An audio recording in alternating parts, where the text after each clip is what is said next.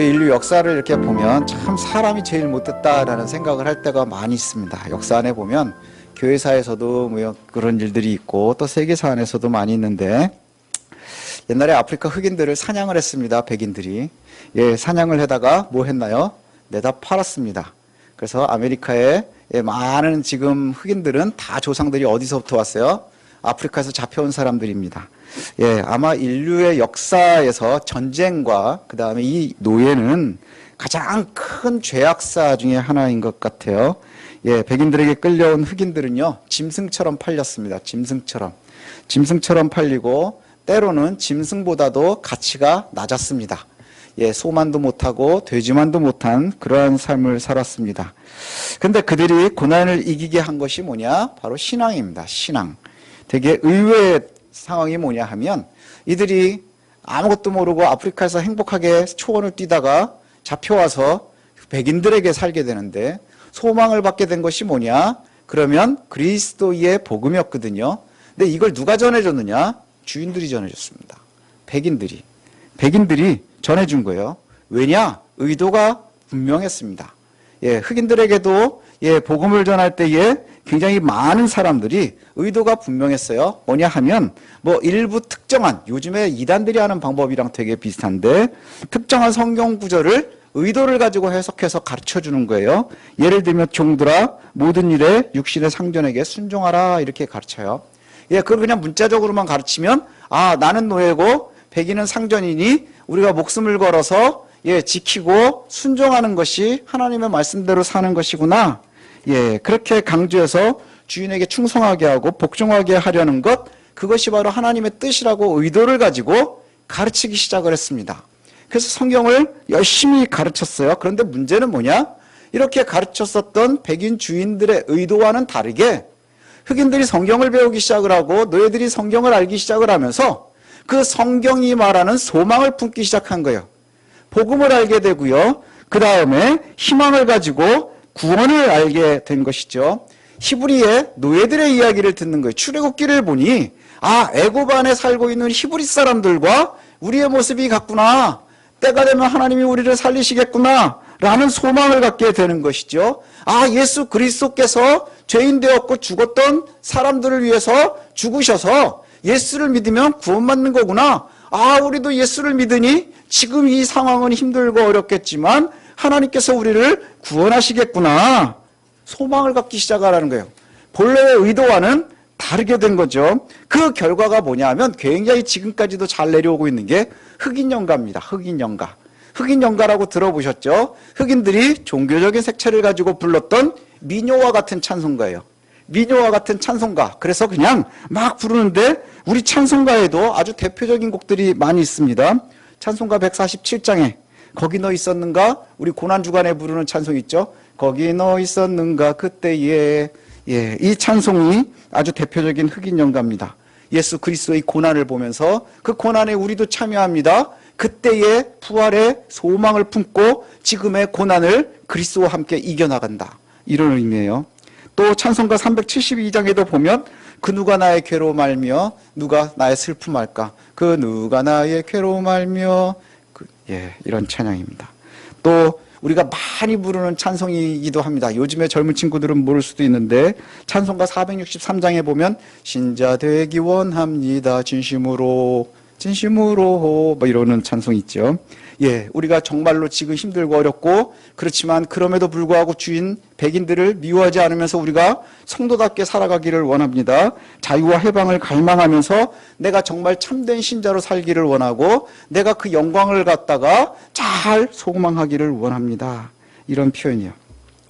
백인들의 악한 의도로 흑인들에게 성경을 가르쳤지만 그 말씀이 살아서 흑인들, 노예들 안에서 소망이 되고 구원에 대한 기대가 되었습니다. 이게 바로 보혈의 소망의 능력이라는 것이죠. 이게 바로 보혈입니다. 이게 바로 보혈의 능력입니다. 그리스도의 보혈은 모든 악을 허물고 모든 담을 헐고 또 화평과 평화를 이룹니다. 흑인 노예들이 죽은 것과 다르지 않은 삶을 살았거든요. 살아있으나 죽은 삶들이잖아요. 무슨 소망이 있겠습니까? 그러나 그리스도를 알고 믿으며 소망과 구원이 그들의 것이 되었던 거예요. 그들의 것이 되었어요. 그리스도를 알고 믿은 후에 변화의 혜택은 죽은 흑인들이나 그 다음에 과거의 에베소 성도들이나 지금 우리나 다르지 않다는 거예요. 다르지 않다는 것이죠. 에베소 성도도 본래 이방인이었습니다. 그리스도 밖에 있었고요. 구원을 알지 못했고요.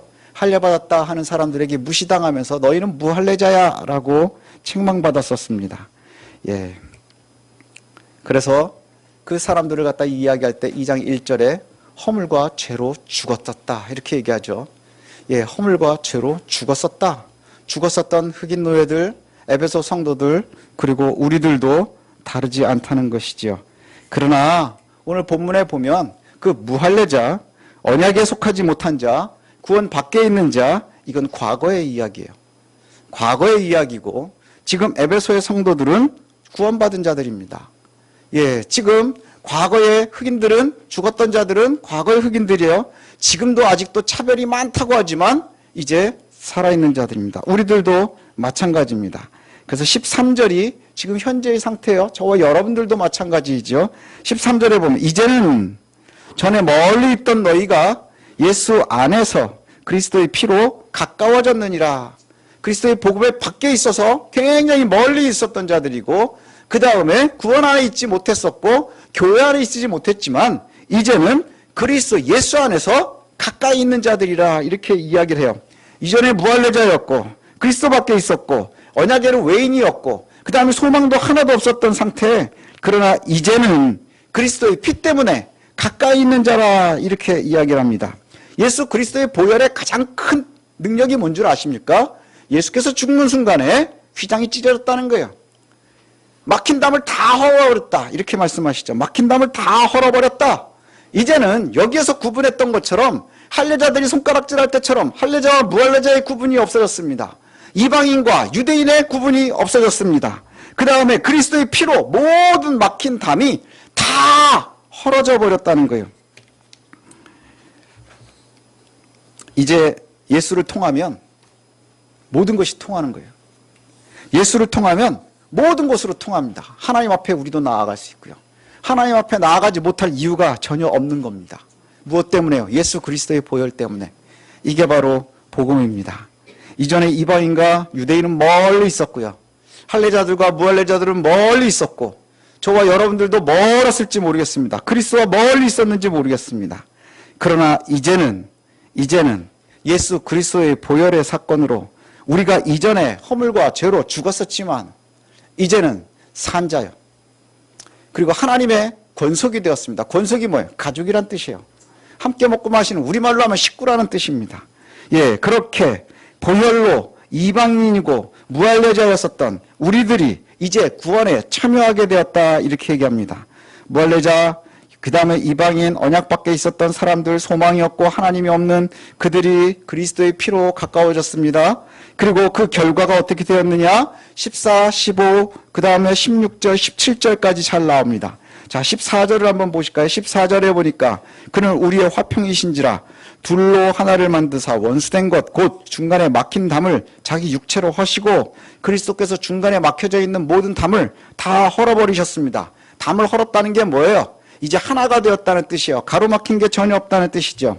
또 율법의 조항들 때문에 율법의 조항들을 다 폐해버렸었답니다. 그래서 그 조항들 때문에 걸림되던 것들, 하나 되려 하는 그 모든 것을 그리스도께서 다 무마시켜버린 거예요. 다 없애버리셨다. 이렇게 해서 결국은 하나로 화평하게 하셨습니다. 또 16절에 보니 또 십자가로 이 둘의 한 몸으로 하나님과 화목하게 하려 하심이라. 원수된 것을 십자가로 소멸하셨다. 원수까지도 이제 하나가 되었다. 이렇게 이야기를 합니다. 그래서 먼데 있었던 자들이나 가까운 자들이나 그리고 먼데 있는 자들에게도 그리스도께서 평안을 전하고요. 가까운 자들에게도 평안을 전한답니다. 17절에 보니 또 오셔서 먼데 있는 너희에게도 평안을 전하고 가까이 있는 너희에게도 평안을 전한다. 결과가 뭐예요? 먼데 있는 너희나 멀리 있었던 너희나 가까이 있었던 우리들이나 지금 다르지 않다는 거예요.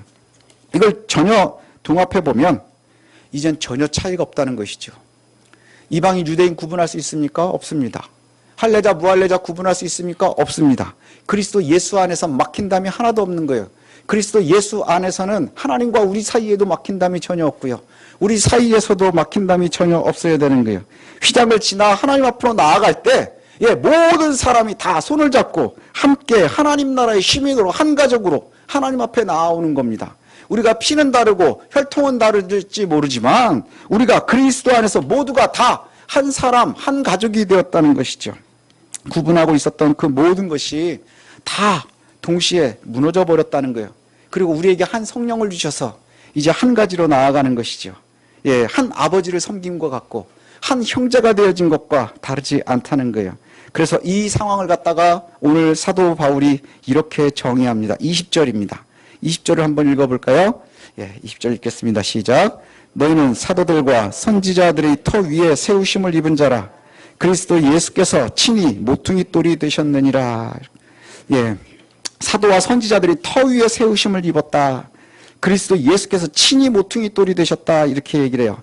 새번역 성경으로 제가 한 번 더 읽어드리면 이렇습니다. 여러분은 사도들과 예언자들이 놓은 기초 위에 세워진 건물이며 그리스도 예수가 그 모퉁이 돌이 되십니다.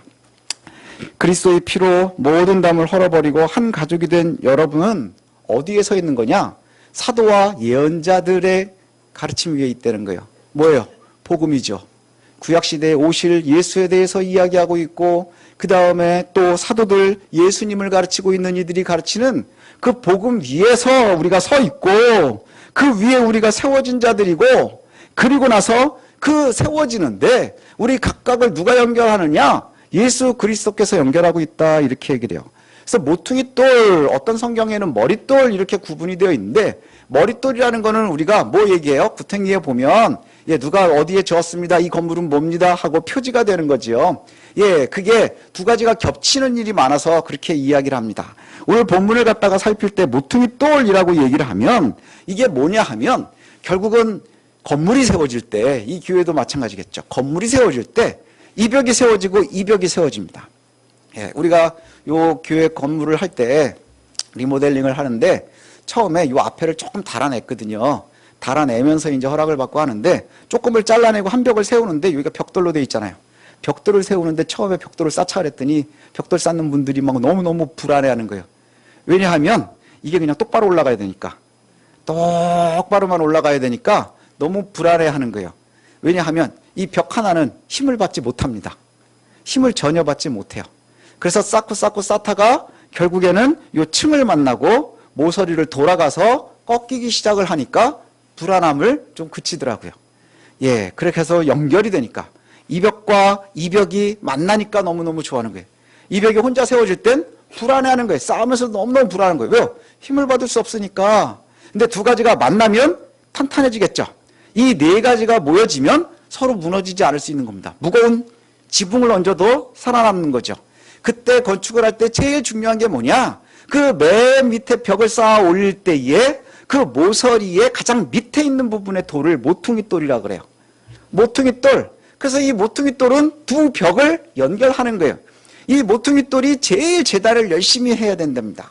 그래서 예수 그리스도를 갖다 머릿돌이라고도 하고 모퉁이돌이라고 하고 사람들이 버린 돌로 모퉁이돌이 되셨다 이렇게 얘기를 해요. 이게 뭐냐? 이 벽과 이 벽을 연결해서 건물을 세워나가는 거예요. 건물을 세워나가는 거예요. 벽마다 건물마다 서로 연결하는 것. 그게 뭡니까? 그게 바로 그리스도라는 거예요. 건물이 무너지지 않을 수 있는 것, 가장 힘이 있을 수 있는 것, 그건 모퉁이돌이 자기 자리를 정확하게 지키고 있기 때문이라는 것이죠. 가장 구석에서, 가장 아래에서 자리를 잡고 버티기 때문이라는 거예요.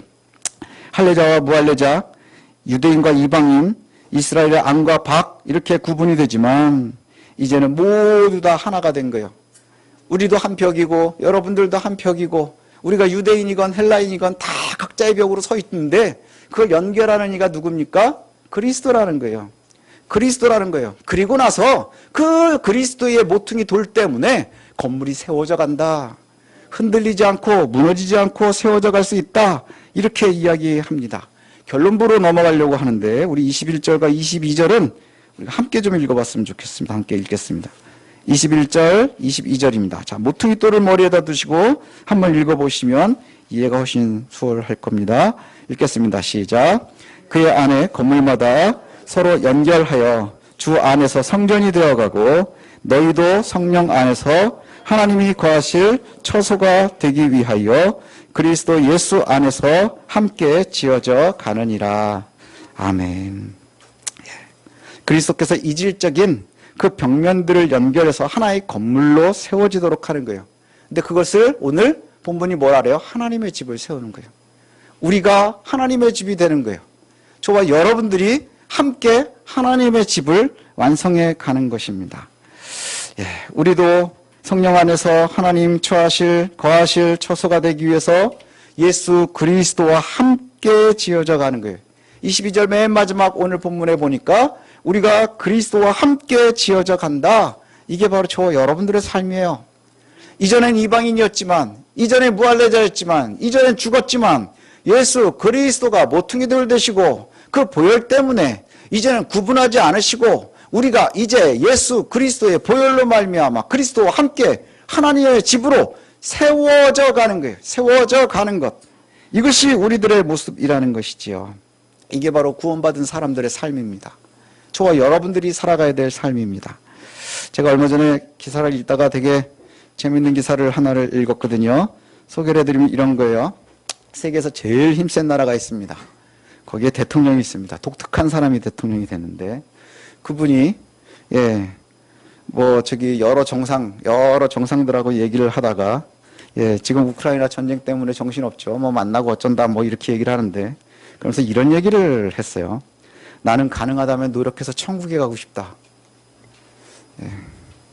내가 만약에 천국에 갈 수 있다면 우크라이나 평화 때문일 것이다. 이렇게 얘기를 했대요.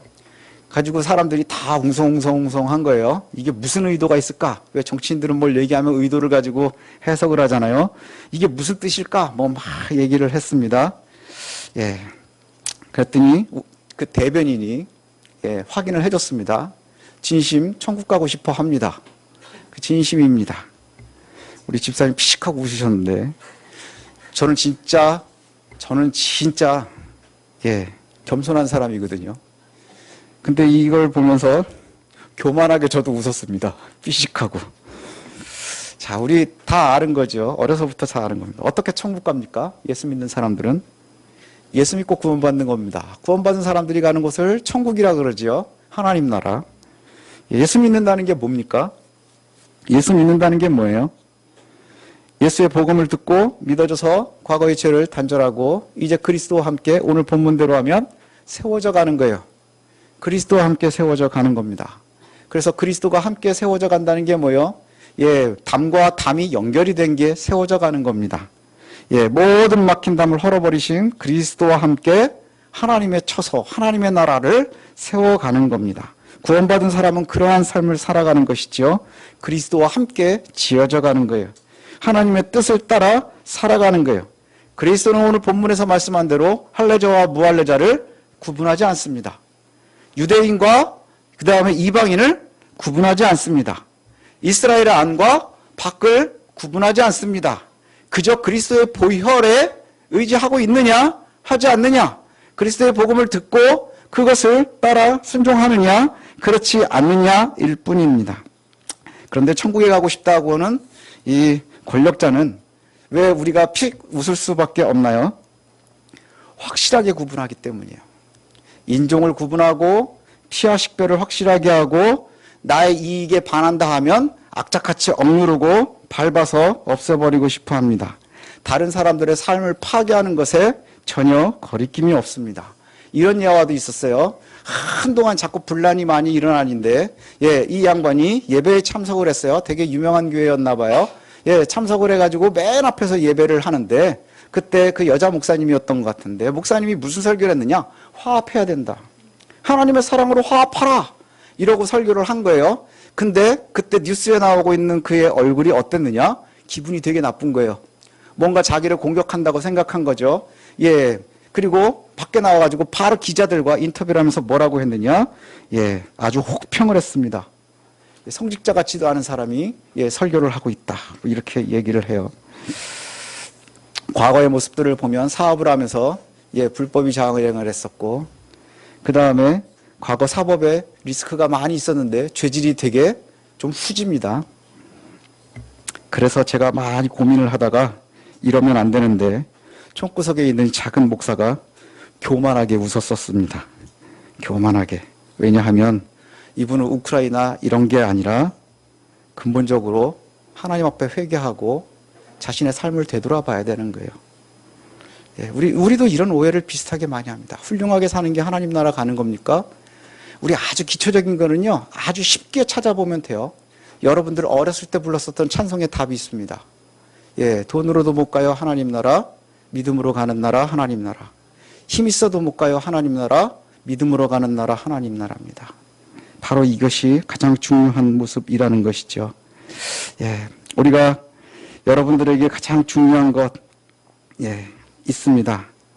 정말로 중요한 것은 뭐냐 하면 여러분께서 그리스도의 사랑으로 허물지 못하는 담이 있느냐 하는 것입니다.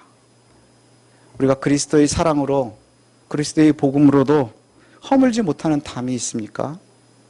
뭔가 성문으로 적혀져 있는 한 가지의 조그마한 꼬투리 때문에, 그것 때문에 내가 반드시 구분하고 미워해야 되는 이들이 있습니까? 그리스도께서 이미 보혈로 다 허무셨는데, 그리스도의 사랑으로 그리스도의 보혈 안에선 다 품으라고 했는데, 그래서 우리가 완벽하지 못해도 예수 그리스도 안에서 함께 만들어져 가야 되는 것이 바로 교회의 모습이고 우리들의 삶의 모습입니다. 혹시 너무 힘들어서 포기하고 싶으십니까? 예, 그리스도는 모든 치욕과 고통을 다 견디셨습니다. 심지어 그 치욕의 끝은 죽음이었습니다. 그러나 그리스도의 위대함이 뭔 줄 아십니까? 복음의 위대함이 뭔 줄 아십니까? 승리했기 때문이에요. 승리했기 때문입니다. 그리스도와 함께, 내 사랑하는 배우자와 함께, 내 자녀들과 함께, 동료들과 함께, 우리 믿음의 동지들과 함께, 그렇게 바로 그리스도와 함께 하나님의 전을 만들어가는 것, 그게 바로 저와 여러분들이 살아가야 될 세상이고 우리 교회라는 것이죠. 여러분의 삶입니다. 구원받은 백성들의 삶입니다.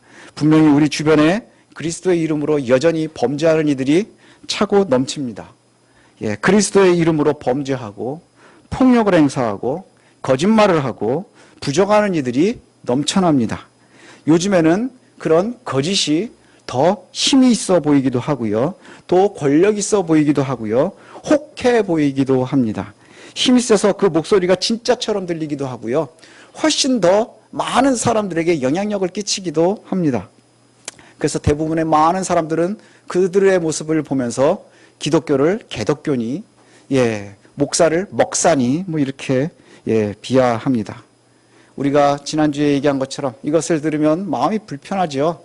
그러나 우리가 정말로 겸손함으로, 아, 맛을 잃은 소금의 현실이구나. 우리가 겸손해져야 될 것 같습니다. 가짜들은 조금 구분할 때 기준점을 하나를 정할까요? 가짜들은 반드시 미워할 대상을 정합니다. 미워할 대상을 정해요.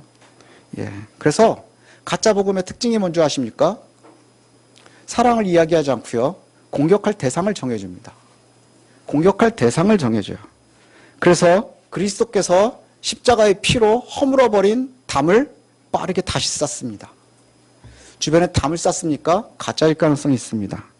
그리스도의 피로 둘을 하나로 만드셨는데 빠르게 자신들의 이익을 위해서 새 치어로 그 담을 다시 쌓아 올립니다.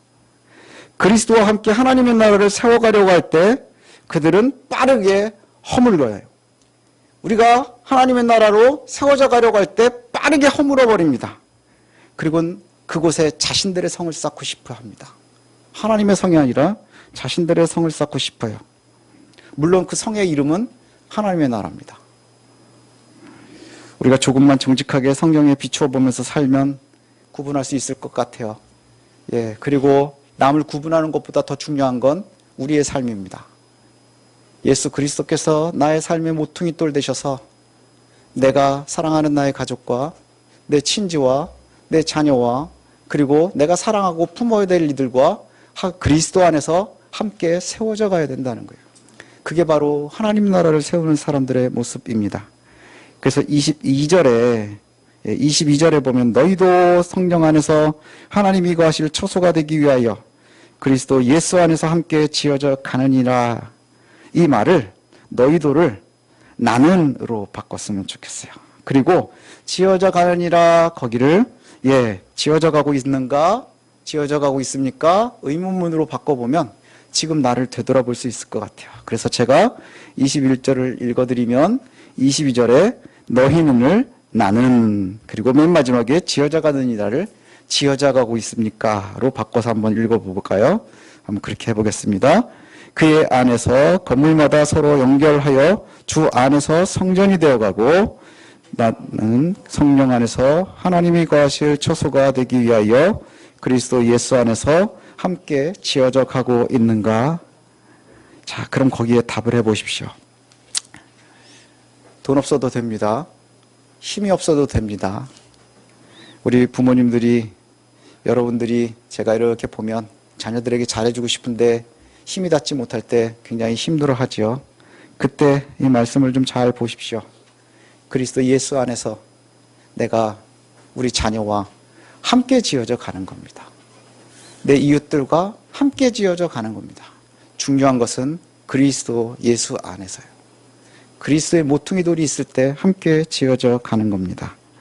나는 성령 안에서 하나님이 거하실 처소가 되기 위해서 예수 그리스도 안에서 함께 지어져 가고 있는가, 세워져 가고 있는가 되돌아봤으면 좋겠습니다. 말씀을 마치는데 마태복음 7장 이 말씀이 답이 될 것 같아요. 마태복음 7장 19절부터 21절에 보면 이렇게 예수님께서 말씀하십니다. 아름다운 열매를 맺지 아니하는 나무마다 찍혀 불에 던져지느니라. 이러므로 그들의 열매로 그들을 알리라. 나더러 주여 주여 하는 자마다 다 천국에 들어갈 것이 아니요 다만 하늘에 계신 내 아버지의 뜻대로 행하는 자라야 들어가리라. 자, 그리고 다시 질문해 보셨으면 좋겠습니다. 우리가 오해하지 마십시오. 아름다운 열매가 힘이 아닙니다. 아름다운 열매가 권력이 아니고 돈이 아닙니다. 하나님과 함께, 그리스도와 함께 세워져 가고 있는가 하는 거예요. 하나님께서, 예수님께서 허물어 버리신 그 담을 다시 쌓지 않고 함께 세워가고 있는가 하는 겁니다. 그리고 나서 제가 다시 한번 읽어드리겠습니다. 나는 성령 안에서 하나님이 거하실 처소가 되기 위하여 그리스도 예수 안에서 함께 지어져 가고 있습니까? 여러분은 그리스도와 함께 지어져 가고 있습니까? 그것이 바로 우리가 세워야 되는 하나님의 나라입니다. 하나님께서 우리에게 허락하신 나라가 거기에 있음을 놓치지 않으셨으면 좋겠습니다. 그래서 하나님께서 우리에게 말씀하시는 게 뭐예요? 화목하게 하는 것이 바로 십자가입니다. 요즘처럼 정말로 타겟을 정해놓고 대적을 정해놓고 공격하고 미워하고 그것은 결국은 하나님의 담을 다 헐어버리고 하나님의 이름으로 내 성을 쌓아가는 걸 뿐이에요. 여러분의 성을 쌓으려 하지 마십시오. 여러분의 것을 쌓으려고 하는 것이 아니라 그리스도와 함께 세워져 가시기를 원합니다. 거기에 하나님의 영광이 있을 것이고 거기에 주께서 주시는 응답이 있을 것이고 궁극의 사람들은 죽였다고 예수를 죽였다고 좋아했겠지만 결국에는 부활로 영원한 승리는 그리스도에게 있었던 것처럼 그리스도와 함께 세워지는 저와 여러분들의 미래에 또 우리의 모든 삶의 순간순간에 주님 주시는 영광이 가득하기를 소원합니다.